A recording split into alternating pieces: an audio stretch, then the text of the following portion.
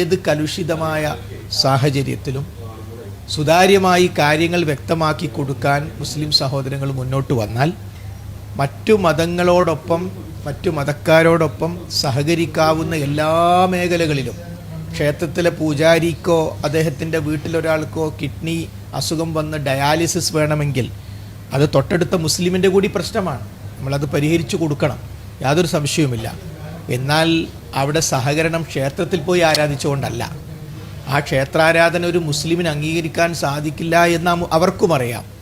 അപ്പം ആ നിലക്ക് കാര്യങ്ങൾ വ്യക്തമായി, അഷ്ഹദു അല്ലാ ഇലാഹ ഇല്ലല്ലാ, ഞാൻ സാക്ഷ്യം വഹിക്കുന്നു അള്ളാഹു അവനല്ലാതെ ആരാധ്യനില്ല. അള്ളാഹു എന്ന് പറഞ്ഞാൽ സാക്ഷാൽ ആരാധ്യൻ. അപ്പോൾ എല്ലാവർക്കും അറിയുന്ന, എല്ലാവരെയും അറിയുന്ന ആ പടച്ചവനല്ലാതെ മറ്റൊരു ആരാധ്യനുമില്ലെന്ന് ഞാൻ സാക്ഷ്യം വഹിക്കുന്നു എന്നതാണ് ഒരു മുസ്ലിമാകാനുള്ള പ്രഖ്യാപനം. അപ്പോൾ അവനൊരിക്കലും ഒരു സൃഷ്ടിപൂജയുമായി ബന്ധപ്പെട്ട ഒരു കാര്യത്തെയും അംഗീകരിക്കാൻ സാധ്യമല്ല.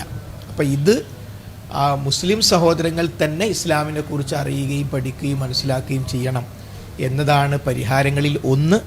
രണ്ടാമത്തത്, ഈ സത്യം മറ്റുള്ളവരിലേക്ക് പ്രസരിപ്പിക്കണം. വിശുദ്ധ ഖുർആൻ എല്ലാവർക്കുമുള്ള ഗ്രന്ഥമാണ്, നിങ്ങളൊക്കെ വായിക്കണം.